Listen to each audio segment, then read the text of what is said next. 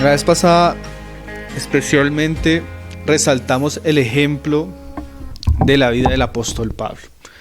Vimos cómo Pablo, por una obra soberana de Dios, Dios lo lleva a la ciudad de Éfeso. Él comienza a hacer un ministerio entre los judíos.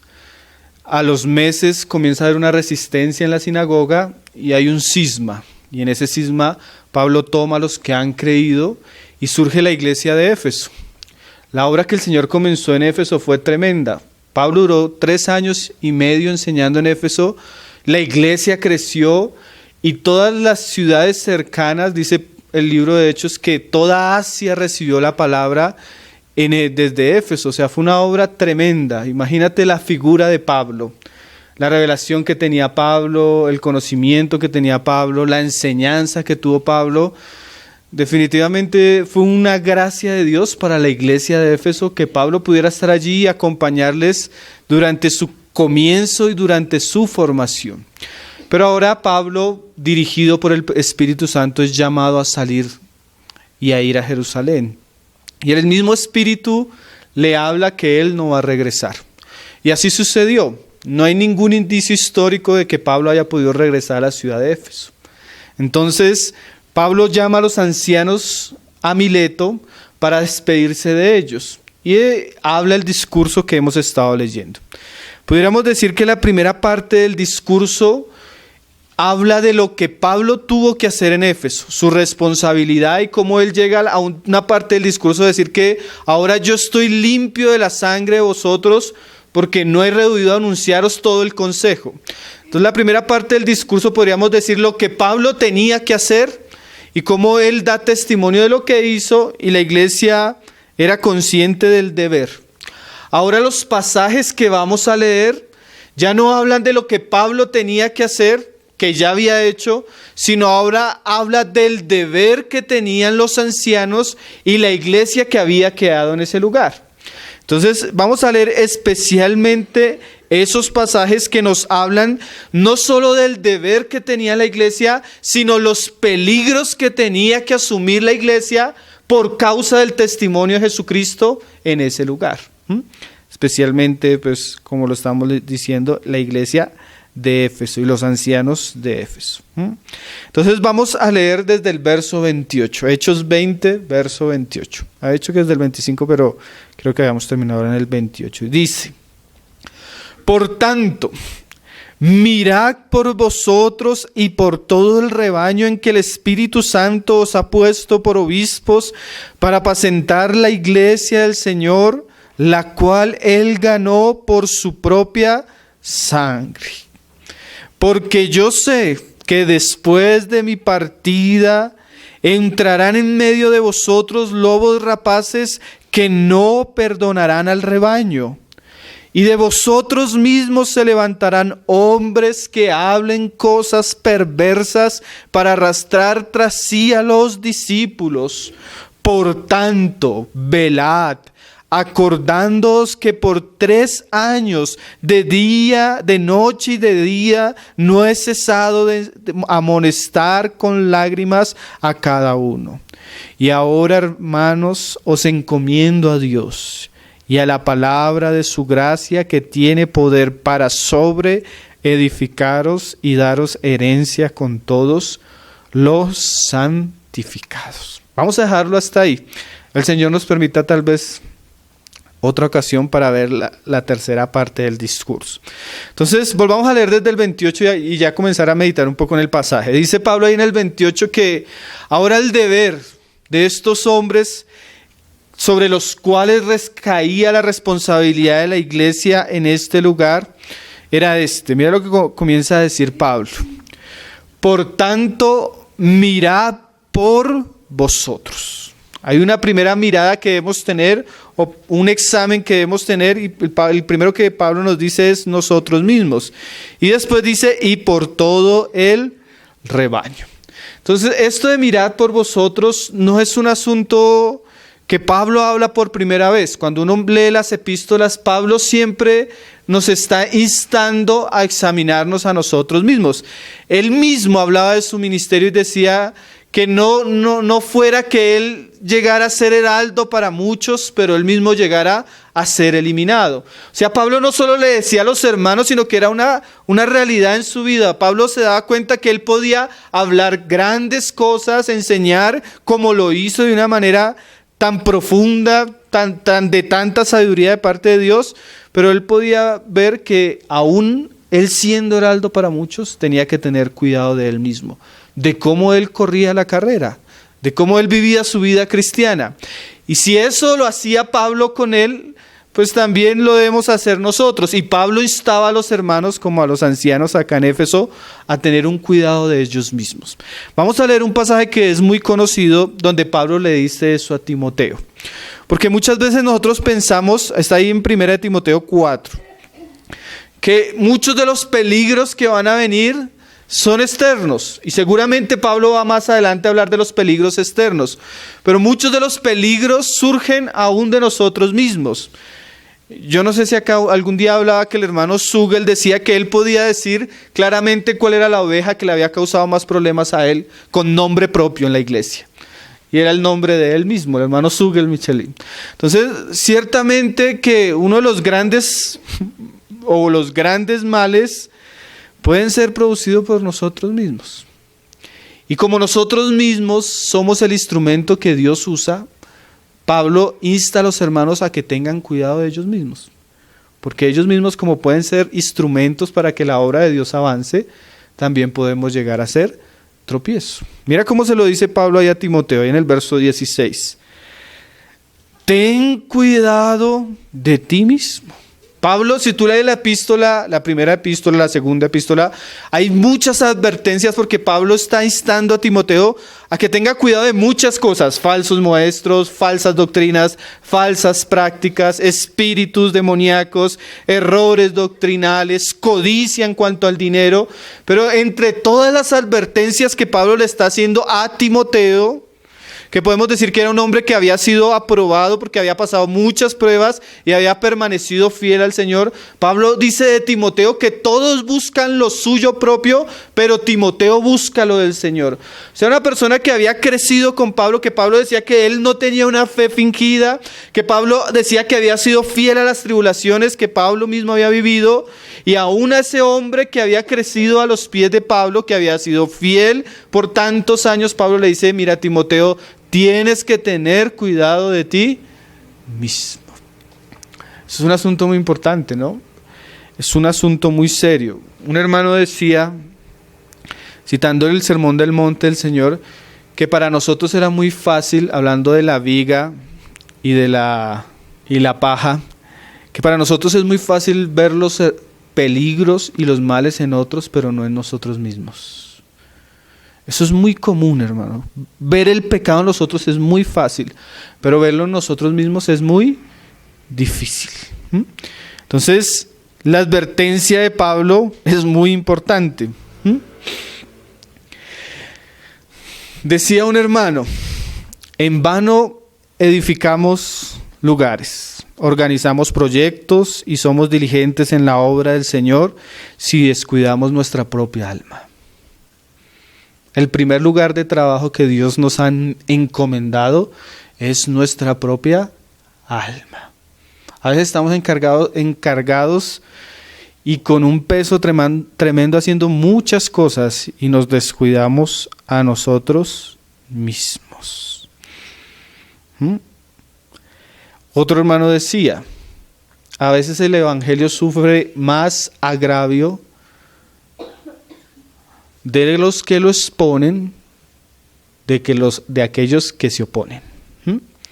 Nosotros podemos ciertamente con nuestra vida hacer que la obra de Dios prospere, pero también ciertamente con nuestra vida podemos causar mucho daño.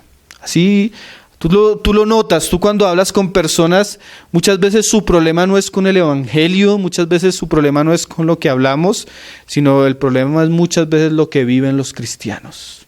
Muchas veces es una vergüenza el testimonio que tienen algunos cristianos en su trabajo, en su familia, en sus hogares. Por eso Pablo dice: ten cuidado de ti mismo, porque es que lo que tú eres habla y da testimonio y adorna, dice Pablo en otro pasaje, la doctrina. El Señor nos ayude a ser vigilantes, primeramente con nosotros, con nuestras almas. Hay cosas pequeñas en nuestra vida que pueden dañar el testimonio, hermanos. Yo me acuerdo un día íbamos para el campamento en Buga, con los hermanos en un carro. Cuando el hermano dice, oye, se está recalentando el carro, ¿qué pasó? Y va y levanta la tapa del capó y comenzó a mirarlo. El hermano sabía de mecánica y se dio cuenta que era un cauchito, una cosa chiquita. Se le había roto al carro y sin ese cauchito no pudimos andar. Duramos como 5 horas en Ibagué buscando el cauchito porque si no el carro no andaba. Y eso puede pasar en nuestra vida, hermano. Hay pequeñas cosas que pueden malobrar nuestro testimonio. Y si somos malogrado nuestro testimonio, el evangelio de Cristo y el testimonio que llevamos es malogrado, hermano. Los cristianos deben tener mucho cuidado. Eclesiastés, si quiere, no pierda el pasaje de Timoteo, se lo leo. Eclesiastés 10:1 dice, las moscas muertas hacen heder y dar mal olor al perfume del perfumista. Así, mire, una pequeña locura al que es estimado como sabio y honorable. Una pequeña locura. Un desenfreno de carácter. Un mal humor. Un momento de placer. Un mal negocio. Hasta cuando tú lees a Pablo, Pablo habla cómo administraba el dinero. Porque esas pequeñas cosas dañan el perfume. No es para nosotros algo oculto que el cristianismo de hoy en día huele a podrido por cosas como esas. Escándalos de los mismos ministros, escándalos de dinero, escándalos de inmoralidad, falta de humildad, falta de carácter, orgullo, arrogancia. Moscas muertas que pueden destruir el testimonio del Señor en un lugar. Hermano, cosas que no se borran. A veces uno va a lugares 20 años después y uno está hablando con los hermanos y sacan a la luz el pecado del hermano y lo cometió hace 20 años, hermano. Hay cosas que echan al heder el perfume, que dañan el testimonio de Jesús. Y nosotros como cristianos somos llamados a velar por nosotros mismos. Nosotros somos guardianes de nuestra alma, de lo que hablamos, de cómo nos comportamos, de lo que hacemos. Es tan serio el asunto. Yo creo que cuando hablaba de Pablo, hablaba de esto. Porque Pablo en la epístola a los Gálatas hace una defensa primero de él antes del evangelio que él predicaba. Y era porque Pablo entendía que si él era difamado, no solo era difamado él, sino era difamado el evangelio que él predicaba. Entonces, cuando usted da o yo doy mal testimonio, no es solo difamado usted, es difamado el nombre de Jesús que usted predica. Ese es el problema. El problema es que Dios identifica su testimonio con nuestra vida y así Él lo quiso establecer. Nosotros quisiéramos decir, esto es mi vida privada y esto es el testimonio de Jesús. Pero el Señor dice, no, están juntos. Están juntos, usted no lo puede desvincular. Entonces Pablo le habla a los ancianos de Éfeso, oiga, tengan cuidado con ustedes mismos. Tengan cuidado con ustedes mismos. ¿Cómo viven? ¿Cómo hablan? Timoteo, sé ejemplo en todo. Sé ejemplo en espíritu, en pureza, en doctrina, en todo. Tú, Timoteo, adornas la doctrina o la malobras. ¿No creen que es un asunto serio, hermanos? El Señor nos ayude. Decía un hermano, la mejor doctrina, el mejor mensaje se puede podrir en la vida de un mal cristiano. Señor, nos ayude. Ten cuidado de ti mismo. Sigue diciendo el pasaje, ten cuidado de ti mismo. Y ese está muy relacionado con ese ten cuidado de ti mismo. Está unido y de la doctrina. No son pocas, hermano, las advertencias que Dios nos hace acerca de la doctrina. No lo está hablando Pablo tanto, aunque como tal Timoteo enseñaba la doctrina. Pero la doctrina también puede hacernos daño principalmente a nosotros mismos. Esa advertencia parece, nosotros diríamos, bueno, pero es que estaban los apóstoles, estaba Pablo vivo, estaba Juan vivo, estaba Pedro vivo, estaba la iglesia en Jerusalén. ¿Cuáles falsas doctrinas? Pero si en el tiempo de Timoteo era un peligro, no me diga hoy, y más con el boom que nosotros tenemos de internet, que eso circula todo tipo de mensaje. Son muchas, hermano, pero no estamos exagerando. Son cantidades de doctrina que circulan en nuestros días y no todas son sanas, hermanos. Cantidad de ministros, de iglesias. Nuestra época es un cultivo de muchas cosas y debemos tener cuidado, hermanos. Debemos tener cuidado no solo cómo estamos viviendo, cómo estamos andando, qué está sucediendo, sino qué estamos oyendo, de qué nos estamos alimentando, de qué estamos comiendo. Porque la doctrina no solo puede malobrarme a mí, sino puede malobrar a los que me oyen. Y ese es un gran peligro que tienen los que enseñan. Ellos desde el púlpito pueden edificar la iglesia o pueden minarla. Y es muy importante que nosotros seamos doctrinalmente sanos, doctrinalmente entendidos, doctrinalmente profundos, serios, cuidadosos. A tal punto que mira cómo le dice ahí en el verso 13 Pablo a Timoteo. 4:13 dice, entre tanto que voy, ocúpate en la lectura. La palabra que usa Pablo ahí en el griego cuando dice ocuparse es prosecho, que significa, que viene de dos raíces que es como pros y secho, que es estar alerta. Ese ocuparse no es solo un ocuparse de dedicarse a algo, sino es un ocuparse estando vigilante. Es ser precavido, es prestar atención, o sea, es ocuparse diligentemente en la lectura, pero cuidando lo que leemos. Si es la escritura, honrándole y dándole el lugar, pero si es otro tipo de lectura, examinándolo todo a la luz de la misma escritura. Sabiendo que lo único infalible fue lo que Dios dijo y dejó escrito.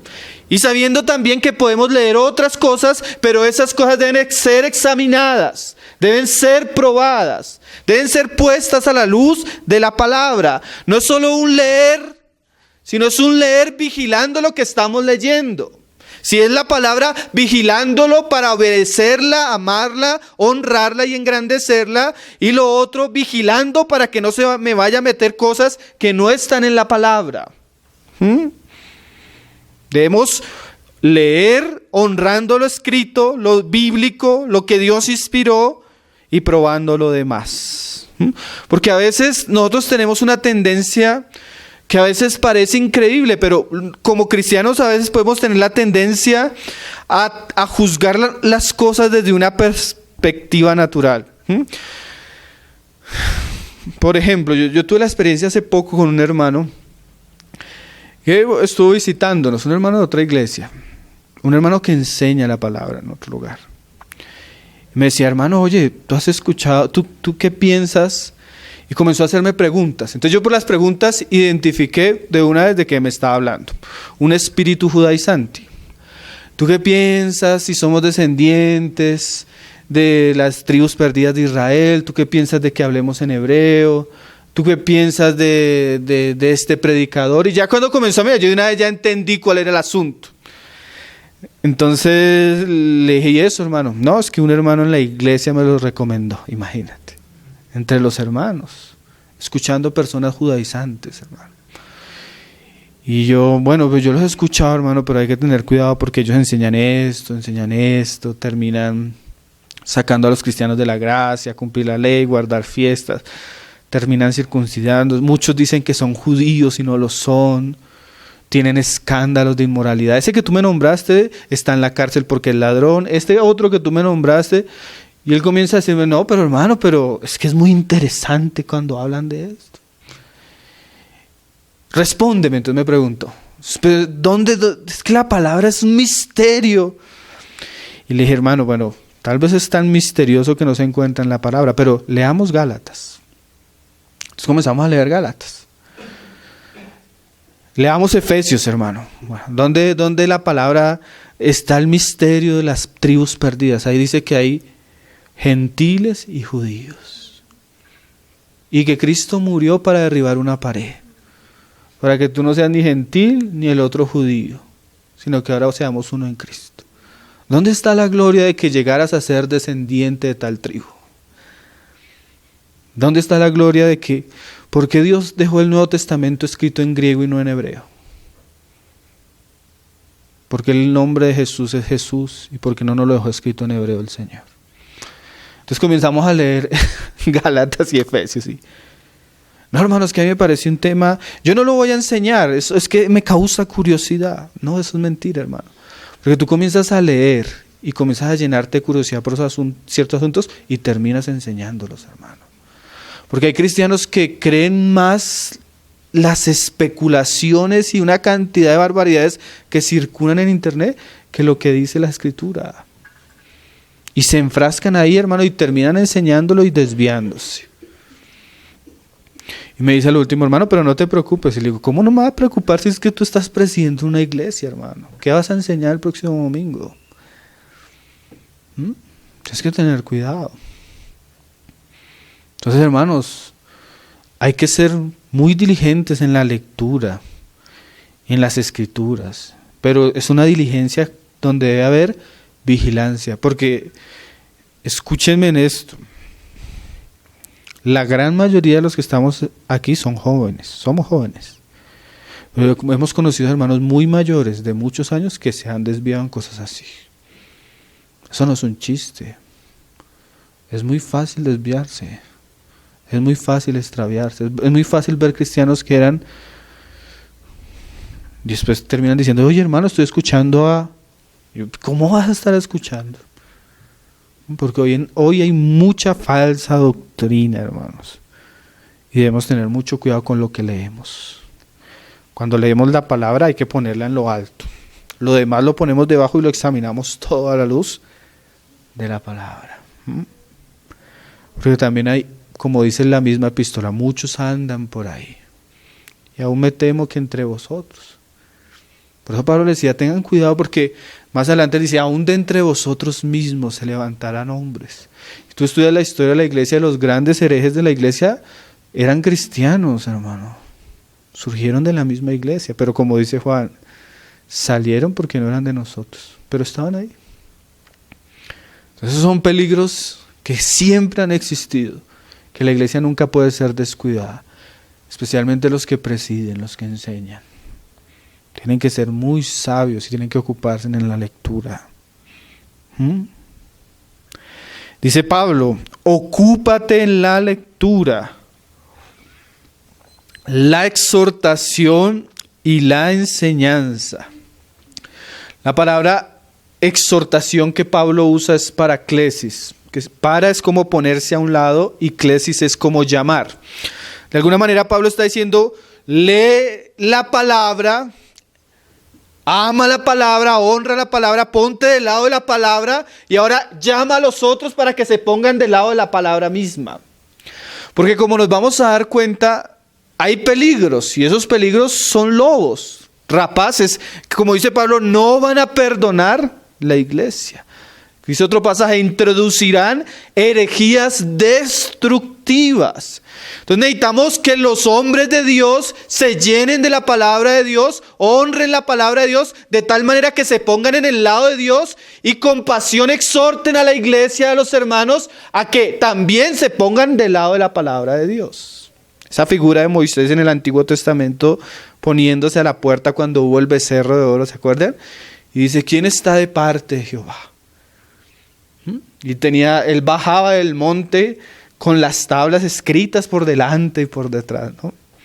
Es una figura muy interesante, así deberíamos ser. Porque el pastoreo de la iglesia no es algo como en nuestros días nos lo han mostrado. Porque hoy en día el ministerio de jóvenes, entonces el pastor de jóvenes tiene que ser un bacán, un chévere, un amable, uno que trate bien a los jóvenes y los anime a seguir el camino del Señor. Sí, es el ministro de nuestros días. No, el verdadero ministro de Dios es el que conoce a Dios por la palabra, conoce los caminos de Dios y se levanta y con fervor le dice a los otros: venid, seguid. No seguidme a mí, sino seguid lo que Dios ha dicho. Ministerio de exhortación. Pablo le está diciendo a Timoteo, ocúpate en esto para que puedas llamar a los otros a venir. ¿Sí? Tal vez no sea un llamamiento amable, porque la palabra exhortación generalmente tiene que ver con pasión, con fuego, con clamor, con agonía. Que se ponga en pie por Cristo. Tremendo. El Señor levante hombres así, ¿no? Porque esa es la manera de pastorear la iglesia. La manera de pastorear la iglesia es que la iglesia pueda escuchar la voz de Cristo y pueda seguirle. Ese es el verdadero pastoreo. Nosotros podemos llevar, póngame cuidado, hermano, no se distraiga. Nosotros podemos llevar los hermanos a una reunión. Podemos llevar los hermanos a un campamento. Hacer que estén en la reunión, domingo tras domingo, semana tras semana, y no haberlos llevado a Cristo. Porque eso sucede en muchos lugares.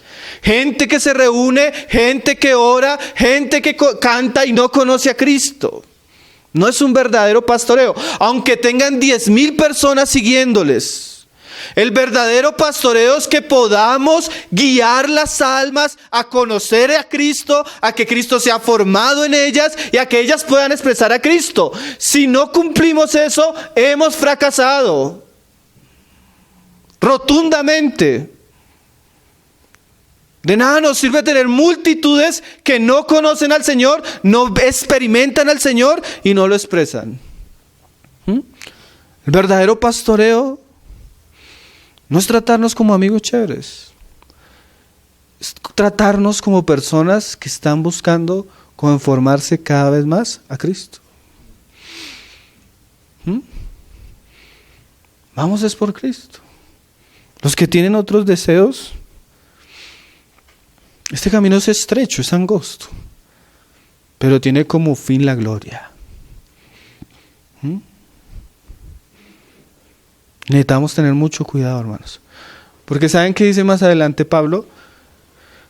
Que atraerán, los lobos, ¿saben cuál es la intención de ellos? Atraerán los hombres hacia sí mismos. No están llevando los hombres a Cristo. No nos engañemos, a veces el lobo no es el inmoral que quiere robar a las ovejas, ¿no?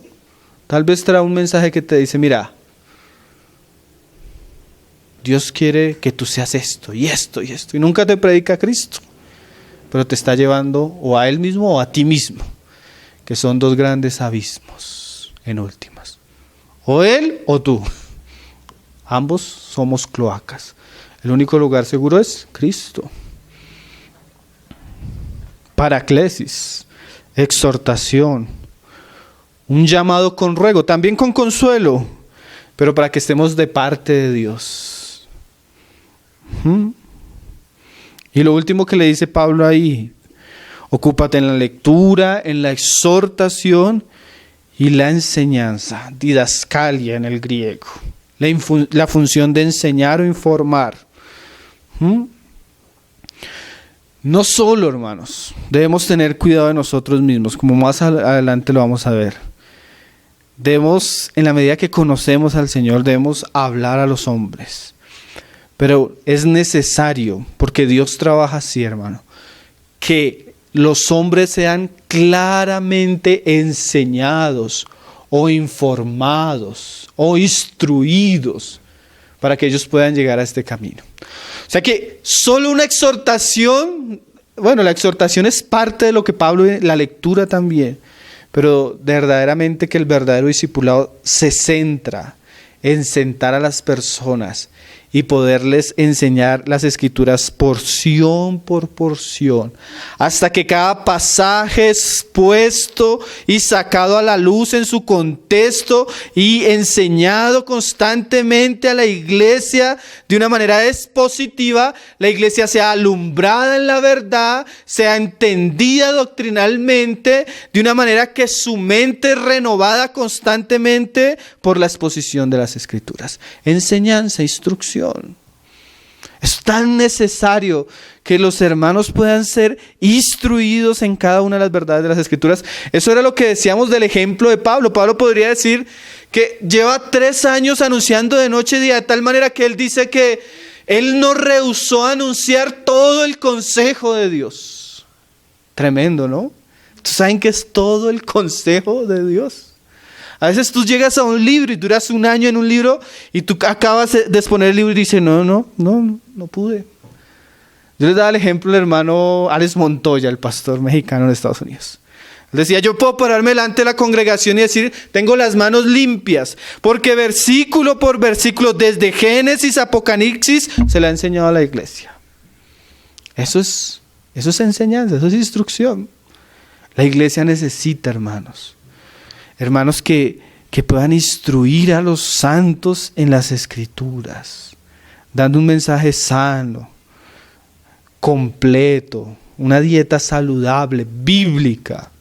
No que hoy cogimos y arrancamos este versículo y dentro de 8 días sacamos otro libro y arrancamos otro versículo, damos un mensaje y otro día sacamos otro versículo por allá y lo exponemos sin el contexto ni nada y lo enseñamos.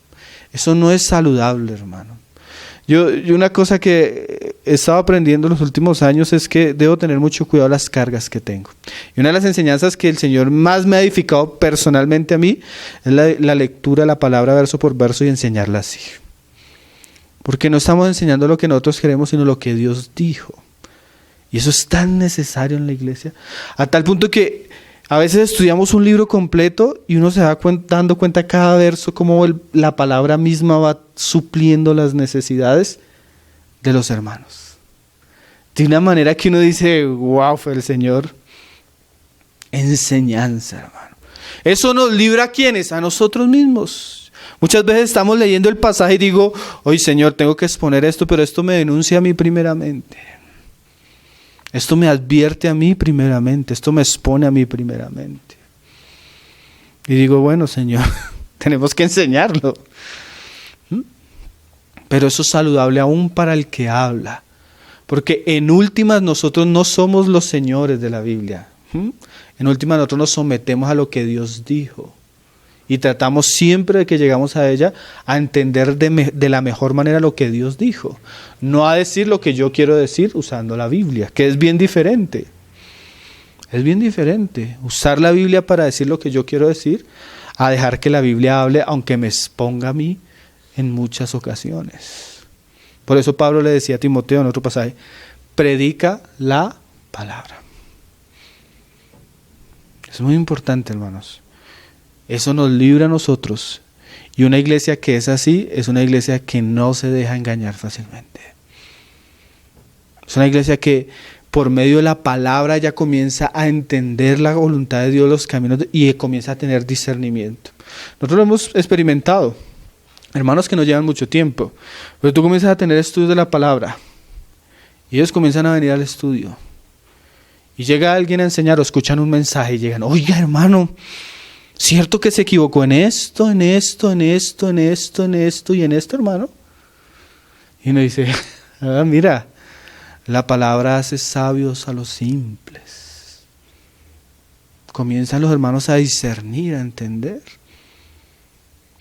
Yo les contaba el caso de un testimonio, un hermano que él cuenta, una denominación.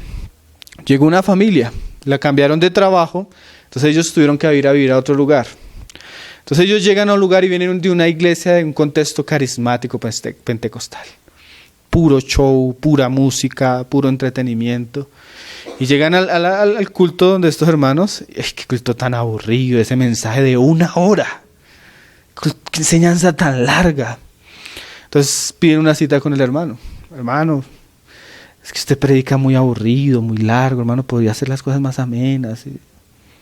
Entonces el hermano dice, hagamos una cosa. Yo les aconsejo, reúnanse en 5 meses con nosotros. Escuchen la palabra. Si a los 5 meses, 6 meses ustedes realmente no llegan a entender, pues tranquilos, pueden ir a otro lugar.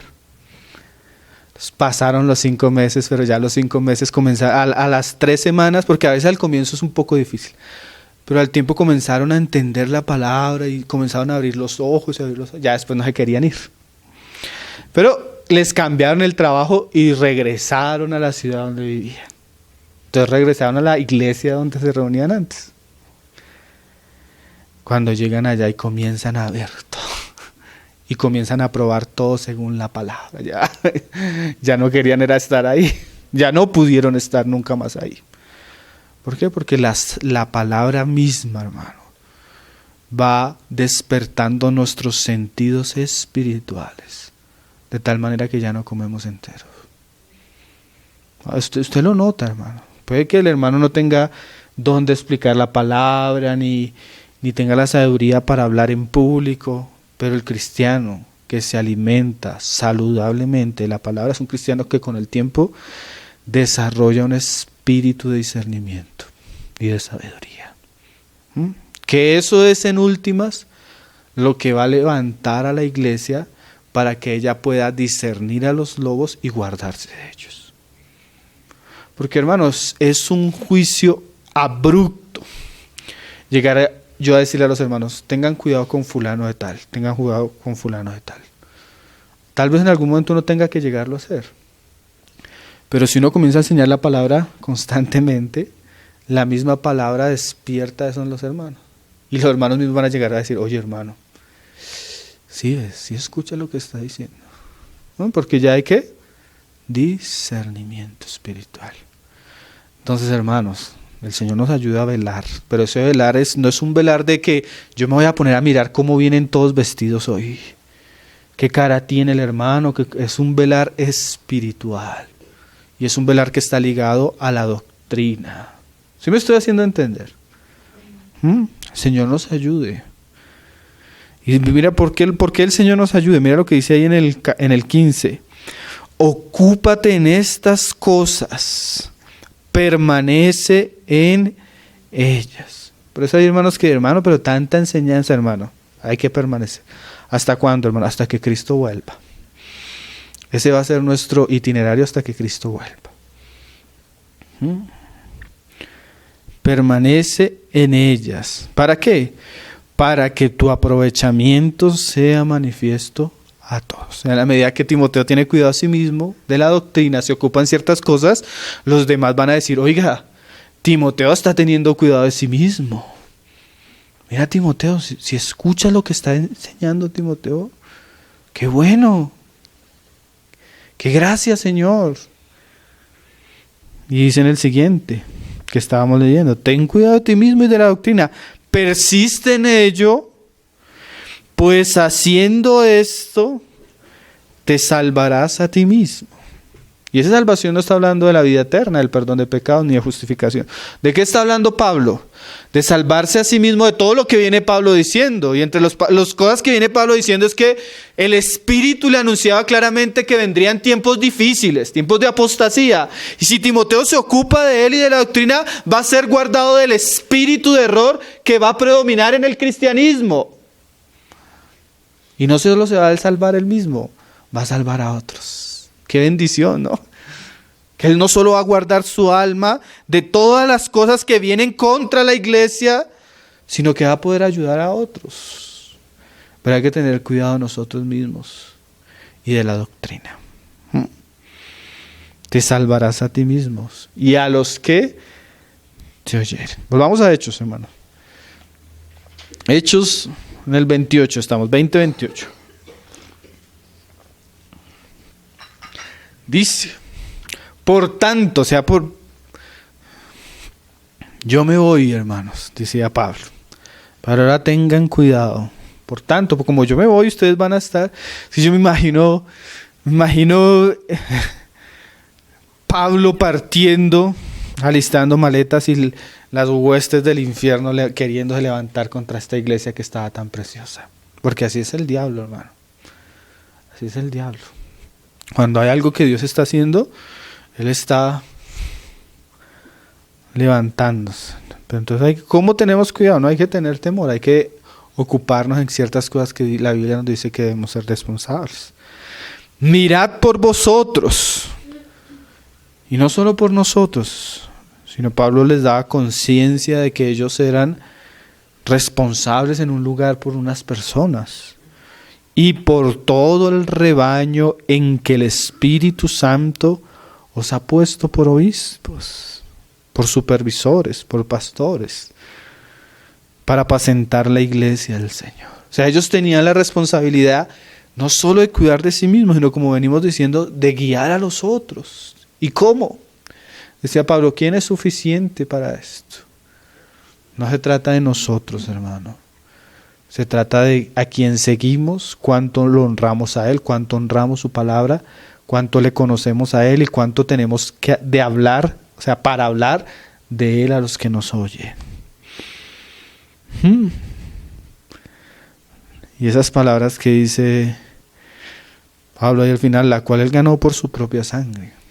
O sea, si tuviéramos que cuidar ciertas cosas, bueno, pero es la esposa del Cordero. Es la amada, la que Cristo murió por ella. Sean muchos o sean pocos. La importancia de este tipo de personas es que Cristo murió por ellas. Y eso nos debería llevar a hacer este ejercicio, este trabajo con todo temor. En estos días leía una frase que me impactó de un mártir de la iglesia cristiana. Decía que lo iban a llevar a la horca, creo que iba a ser martirizado por la Inquisición. Entonces están a punto de ahorcarlo y le permiten decir unas palabras. Parafraseándolo, él decía algo así: solo el Señor sabe que sentía más temor cuando me paraba delante de la iglesia para predicar que en este día. Mira las palabras que decía el hermano. Solo el Señor sabe que sentía más temor cuando iba a predicar en la iglesia que hoy en este día. Y de verdad la responsabilidad que nosotros tenemos, o que muchos tienen, es algo que nos debería temer delante del Señor. Señor nos ayude. Señor nos ayude. Porque hay un porqué, hay un peligro ahí en el verso siguiente. Dice, porque yo sé. Ese yo sé, seguramente el Espíritu le anunciaba, seguramente Pablo había visto por la experiencia, hermano.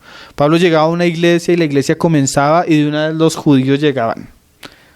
Era algo que tú veías que iban detrás. Era como el Señor avanzaba, pero las huestes de maldad también venían detrás. Yo sé que después de mi partida entrarán en medio de vosotros lobos rapaces que no perdonarán al rebaño.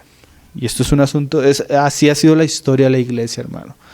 La iglesia ha sido bombardeada, ha sido perpetuada, penetrada, si se puede decir, por hombres malvados, hombres con falsas doctrinas, hombres perversos. Y debemos tener cuidado, hermano. El Señor un día dijo un pasaje que es muy importante, hermanos. Él decía, guardaos de los falsos profetas, porque estos lobos rapaces son un sinónimo de falso ministro, de falso profeta, de falso hermano, de una persona que trae un espíritu de error, una falsa doctrina. Es una persona que trae problemas a la iglesia, que va a destruir, que va a causar conflicto. Y el Señor decía, guardaos de los profetas, pero también hay que tener cuidado, discernimiento natural y discernimiento espiritual. Dice que vienen a nosotros con vestidos de ovejas. Pero por dentro son lobos rapaces. Y entonces, ¿cómo sabemos, Señor? Por sus frutos los conoceréis. Así de sencillo. Dice el Señor, ¿acaso se recogen uvas de los espinos o higos de los abrojos? No. Cada uno da conforme al ¿qué? Su fruto. Mira, hermanos, por más que una persona quiera taparse con apariencia de piedad, si esa persona es mala, en algún momento el fruto va a aparecer. Eso no se oculta. Y el que ya ha demostrado que su fruto es malo, no debemos tenerlo por bueno. así tenga un vestido de oveja. Hay que tener mucho. Los hermanos son, oye, es impresionante. Los hermanos son muy ingenuos a veces, hermano, pero extremadamente ingenuos. Mira, alguien me llamó estos días y me decía, ¿conoces a fulanito? Y yo sí lo conozco. Oye, es querido, amable, canta lindo. Y le dije, pero por dentro es un lobo rapaz, hermano, tenga cuidado. Tenga cuidado porque yo he visto los frutos de ese hombre. No solo yo, podríamos sentar a varias iglesias a preguntarle y han visto los frutos de ese hombre. Tengan cuidado, hermanos, no sean ingenuos. Porque los hermanos parece que olvidan el fruto, olvidan los hechos de las personas, las cosas que han hecho, cómo han causado daño, divisiones, problemas, murmuraciones, personas sin arrepentimiento, personas sin vergüenza, o sea, sin temor de Dios, que hablan y supuran contienda, maldad. Y los hermanos lo reciben porque cantan bonito. No hay que ser ingenuos, hermano. No quisiéramos encontrarnos esos personajes por acá enseñando un viernes. Señor, guarda la iglesia. Hablo de un brasilero, hermanos, para que tengan cuidado. Por sus frutos los conoceréis. ¿Sí? Porque a veces somos tan ingenuos, hermano. Que tenga apariencia de oveja no quiere decir que sea oveja. Son los frutos. Señor, tenga misericordia a las iglesias, hermano. Porque a veces toleramos al lobo y no nos gustan las ovejas. Nos gustan los que hacen daño, los que se imponen, los que hablan mal, los que causan problemas. Señor, tenga misericordia a los hermanos. Porque ¿qué está diciendo el pasaje? Entrarán en medio de vosotros lobos rapaces que no perdonarán al rebaño. Y de vosotros mismos se levantarán hombres que hablen cosas perversas. Hay que tener mucho cuidado, hermanos, con lo que se habla, con el espíritu que caminan las personas, con lo que dicen, con lo que hablan. Porque esas cosas lastimosamente arrastran. Dice la palabra, mira lo que dice la palabra. El hombre chismoso, el chismoso, hace pelear a los mejores amigos. Así lo dice la palabra. Cuando uno comienza a prestar su oído para cierto tipo de personas, para cierto tipo de conversaciones, eso puede causar un gran mal en el corazón, hermanos. Debemos tener mucho cuidado con los que hablan cosas perversas, con los que quieren arrastrar, causar daño. Porque la palabra dice que eso sucedía, que eso iba a suceder. Y así fue. Y así sucede entre nosotros, y ha sucedido en la historia de la iglesia, y así sucederá. Por eso están las advertencias, para que nosotros no seamos ingenuos. Pero bueno, no hagan tanta cara de... Hay un consuelo al final. Todavía no hemos terminado, pero hay un consuelo en los pasajes siguientes. Dice, por tanto, otro por tanto, o sea, por esto mismo que está sucediendo, ¿qué debemos hacer? Volvemos a lo mismo. Velad. O sea, esto no es para asustarnos, hermano. Esto es para estar firmes en la palabra. Esto es para estar en pie. Esto no es para dejar caer el testimonio que el Señor ha puesto en nuestros hombros, sino esto es para hacer muro, hermanos. Esto es para ponernos en pie en el nombre del Señor. ¿Sí? Esto no es para desanimarlo. Simplemente la palabra nos hace conscientes de que estamos en una guerra. Y a veces Dios dice la palabra, Él quiso hacer su fortaleza de los niños y de los que maman. A veces de personas que son niños, pobres, viles, pero el Señor usa estos para que la fortaleza se forme entre su pueblo.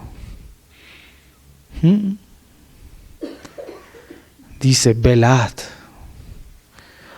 Miren esto, hermano, acordándoos.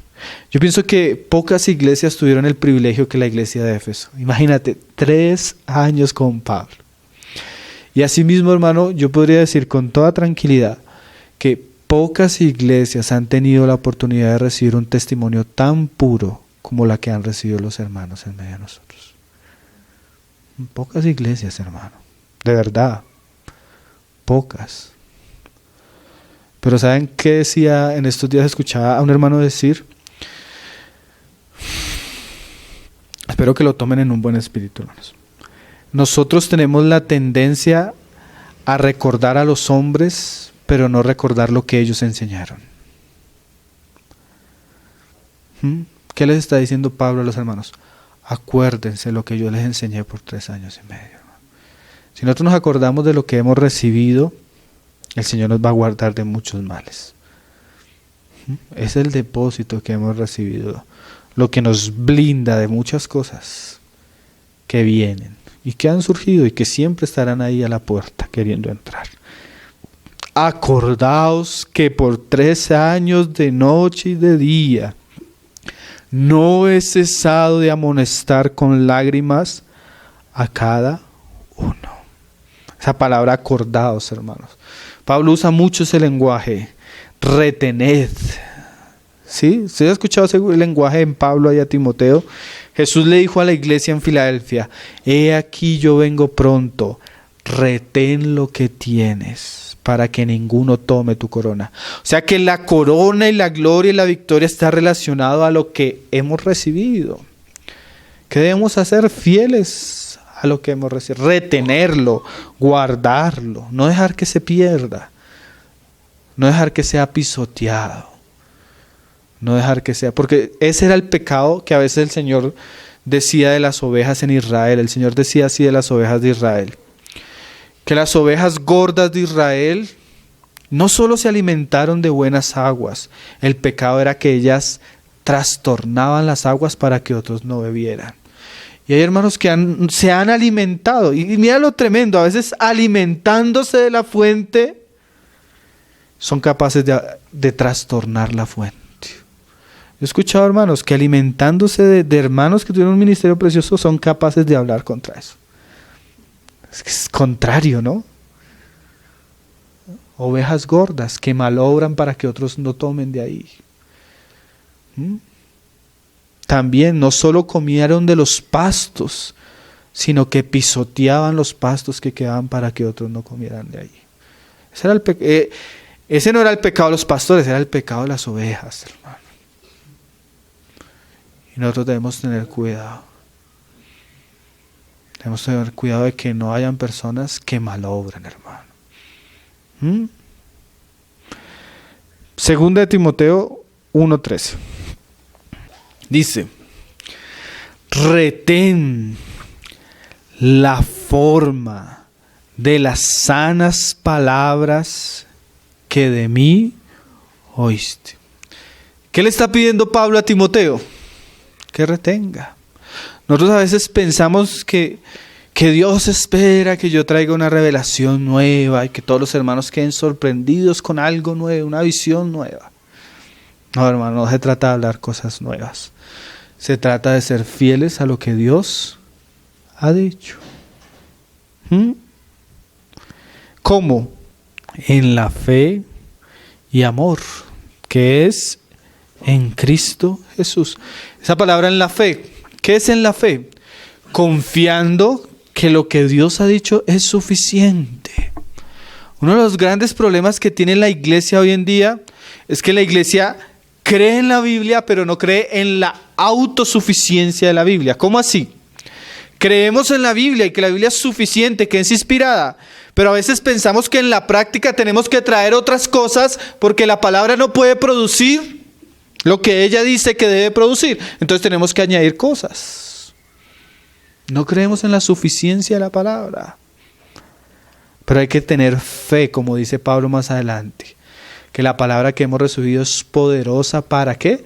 Sobre edificar. O sea, lo que hemos recibido no solo tiene la capacidad de salvar, sino tiene la capacidad de que se puedan producir más cosas, más edificación y amor.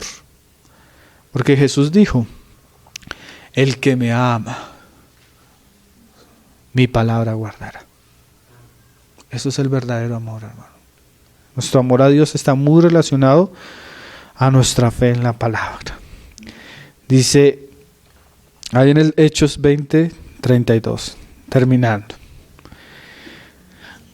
Terminando nosotros, porque Pablo no acaba ahí. Ya los veo dormidos, entonces ya no puedo seguir más. Dice, y ahora, 32, y ahora, porque muchos preguntan, ¿y ahora? ¿Y ahora? Ay, Señor, esta hora que nos tocó vivir. Y ahora, hermanos, os encomiendo a Dios.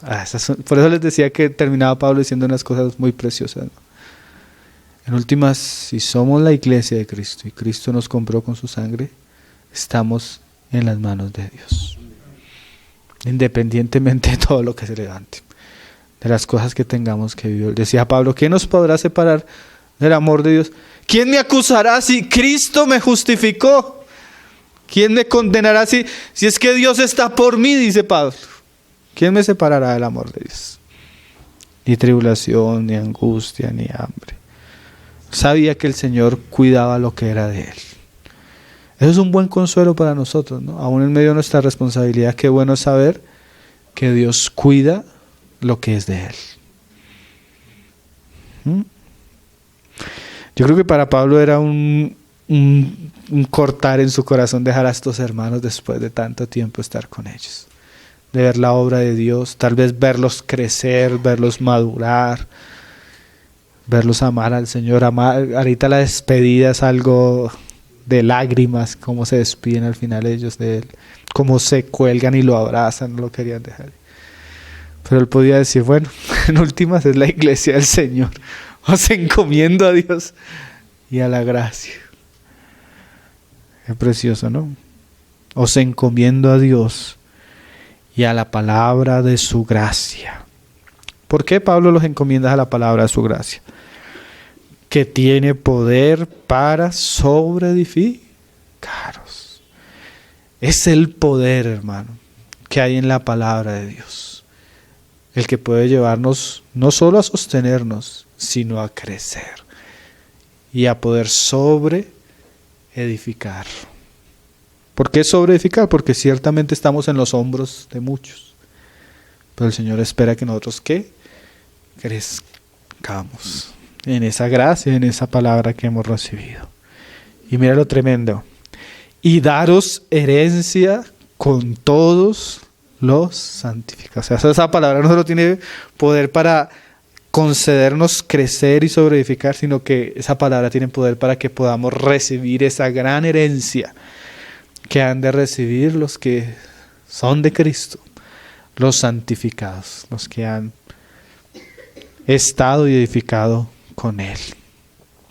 El Señor nos ayude, hermanos. El Señor nos dé también la oportunidad de terminar el último aspecto que habla un poco del ejemplo de la vida de Pablo, cómo él llevó su ministerio. Señor es bueno y su palabra muy propicia. Damos gracias al Señor por eso.